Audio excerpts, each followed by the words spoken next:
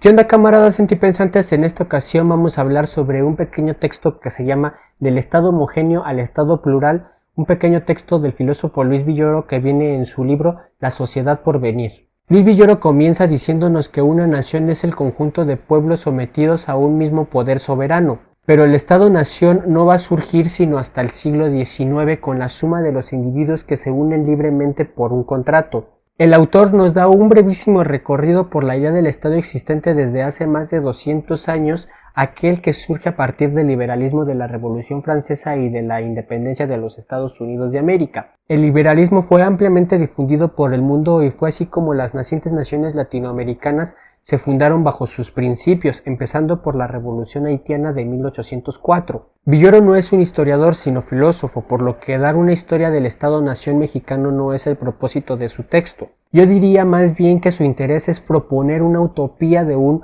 nuevo Estado, pero para entender la idea del nuevo Estado de Villoro hay que tener en cuenta cuál es el Estado existente. El Estado existente es un Estado homogéneo que uniforma a los individuos y sustituye la propiedad comunal por la propiedad privada individual. Es un Estado que no permite integrar a las diferentes formas de vida dentro del territorio. El federalismo bajo principios liberales fragmentó a todo el continente americano sin tomar en cuenta a los indígenas, y a su vez proclamó una unidad patriótica que siempre ha estado impuesta. La Revolución Mexicana, diría Villoro, trajo consigo cambios y de un modo u otro se empezó a construir un nuevo proyecto de Estado, el cual incorporó el ejido a la propiedad comunal y al indigenismo en el nuevo modelo del Estado-Nación, mientras que en el siglo XIX se negaba la condición indígena por vergüenza y desprecio, ya que no se integró ese componente dentro del Estado, ni siquiera por el liberal Benito Juárez, ni mucho menos por el dictador Porfirio Díaz, ambos de descendencia indígena.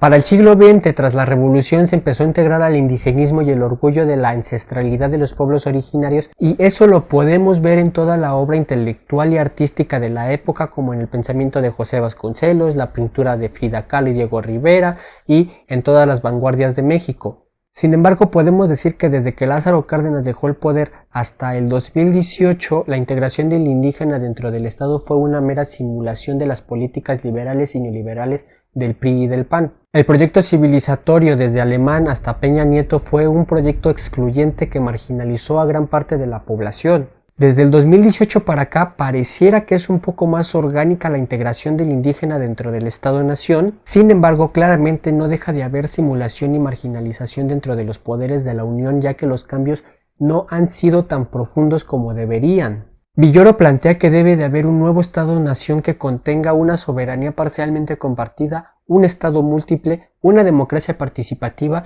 y un Estado equitativo. En síntesis, estos cuatro componentes del nuevo Estado-Nación significa que no se trata de destruir al Estado y tampoco se trata de construir arriba de lo que ya está establecido, pues se perpetuaría la misma estructura. Para Villoro de lo que se trata es de reformar al Estado, pero dejen claro que eso conlleva mucho tiempo y no es una tarea fácil. Al leer este texto me doy cuenta de que soy algo villorista, pues concuerdo en varios de los planteamientos de este autor. Por ejemplo, estoy de acuerdo en que debe de haber una soberanía mexicana que tenga un gobierno fuerte que pueda enfrentarse internacionalmente en las relaciones públicas. Un Estado como Unión Mexicana que identitariamente tengan algo en común. Estoy de acuerdo en que ese Estado fuerte debe de ser múltiple, debe de integrar a todos y todas sin importar diferencias fisiológicas, étnicas, lingüísticas y religiosas. También estoy de acuerdo en que dicha integración sea realmente existente con una democracia participativa donde todos y todas tengamos verdadera incidencia política y no sea solamente una mera simulación.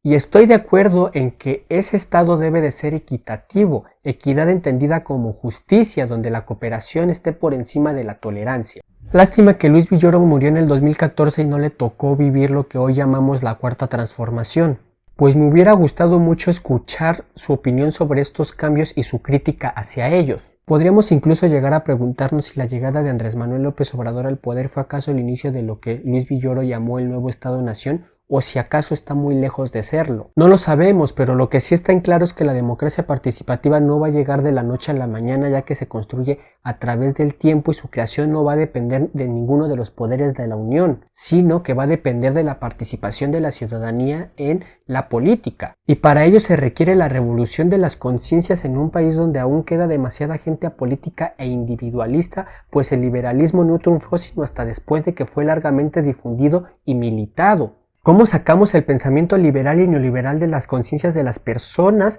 para poder integrar la idea de un nuevo Estado-nación? La respuesta es muy sencilla, difundiendo y militando las ideas del Estado múltiple, equitativo, soberano y participativo. Pero la gente no cambia de opinión de la noche a la mañana e incluso hay gente que jamás va a cambiar de opinión. Es por ello por lo que los cambios son intergeneracionales y es el motivo mismo por el cual Luis Villoro ya no puede juzgar si la 4T es el inicio del nuevo Estado de Nación sobre el cual escribió en 1999 o si acaso está muy lejos de serlo.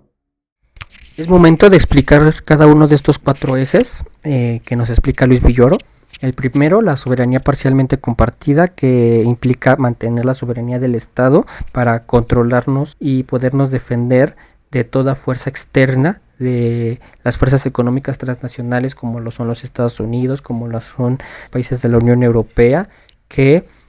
si no tuviéramos esta soberanía como Estado-nación mexicano, pues sabemos muy bien que seríamos repartidos en colonias de estas potencias, lo que implica que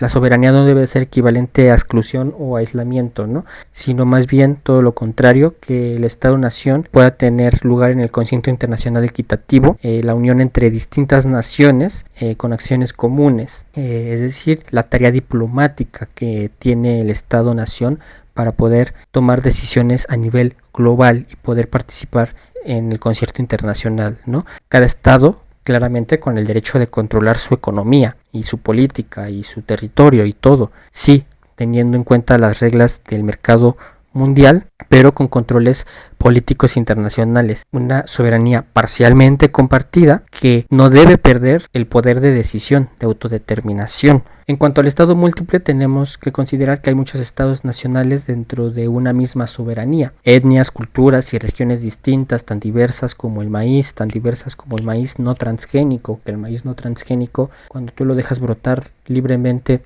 brota de manera diversa, sus granos de distintos tamaños, de distintas formas, de distintos colores, pero no deja de ser maíz, sigue siendo maíz. Y reconocer que debemos de pasar de la unidad homogénea a una asociación plural, que no todos somos iguales, todos somos diversos, y reconocer esa diversidad, pero no se trata de romper con la unidad del Estado, pues autonomía no es igual a soberanía. La soberanía es en el contexto de lo internacional, en el contexto de lo global, y mientras que la autonomía es la autonomía que tienen las comunidades frente al Estado-nación, frente a el poder federal, ya que las comunidades indígenas realmente nunca luchan por separarse de la nación, sino todo lo contrario, buscan que la nación les reconozca su identidad, que la nación les reconozca el derecho de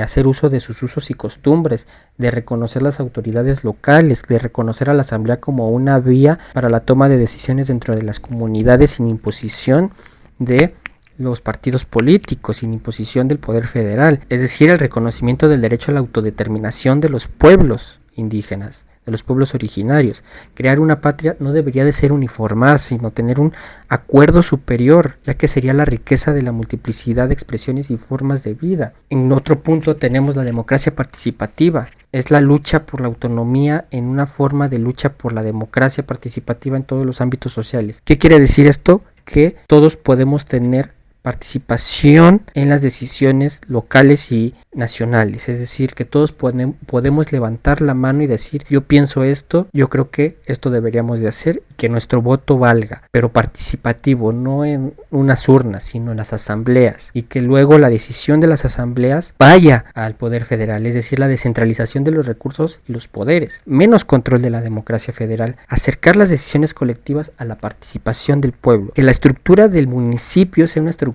política de transferencia de poder a los intereses de las comunidades locales, propiedad comunal de la tierra, exigencias de autonomías locales por la preocupación de la tierra, por la territorialidad, por decir esta es mi tierra, yo tengo decisión sobre mi tierra y por lo tanto puedo levantar la mano. Pero para levantar la mano hay que tener información, hay que tener poder. Entonces es la difusión de ese poder para que las bases de la sociedad puedan aprovechar las estructuras institucionales del Estado, lo que implica informar también a la población sobre todas las decisiones locales y nacionales para que informadamente se pueda levantar la mano. Es decir, no solamente es un derecho participar en las asambleas, sino es un derecho también a informarnos antes de tomar una decisión al respecto, lo que implica un lento proceso de reformas en las instituciones existentes que nos lleve a esta redistribución del poder, y que esta redistribución del poder de este nuevo Estado-Nación debe de llevar al Estado-Nación homogéneo, que es el preexistente, que es el actual, a disolverse, que se disuelva ese Estado-Nación homogéneo para llegar al nuevo Estado-Nación multicultural. Es decir, que el Estado-Nación homogéneo deje de tener lugar y dar pie a este nuevo Estado múltiple, que reconozca las diversidades y que se organice a través de las asambleas. Y ya por último tenemos el Estado equitativo, que es la unidad de un Estado plural que requiere más que tolerancia, el respeto a la diversidad. No es tolerar, es aceptación que no se quede en la condescendencia, sino que vaya al reconocimiento activo del valor de la posición ajena y compartida. Que si coincidimos en algunas cosas, reconozcamos que coincidimos en ellas. Y que si nos diferenciamos en otras tantas, reconocer tu posicionamiento como válido. ¿Qué quiere decir esto? Verse a sí mismo y a la sociedad con ojos ajenos, identificar la posición propia con la del otro, aceptar la existencia del otro para dialogar y colaborar con él activamente con un propósito común. Nación basada en la cooperación, obtención del bien común, igualdad de oportunidades y consenso en las comunidades, ya que equidad es otro nombre para justicia. El diálogo racional hace avanzar en el proyecto de la nueva forma de Estado, una nueva nación mexicana. No olviden darle like, suscribirse, ponerle a la campanita, dejar su comentario y compartir. Unidad, paz y amor para los pueblos, resistencia para la disidencia. Chao.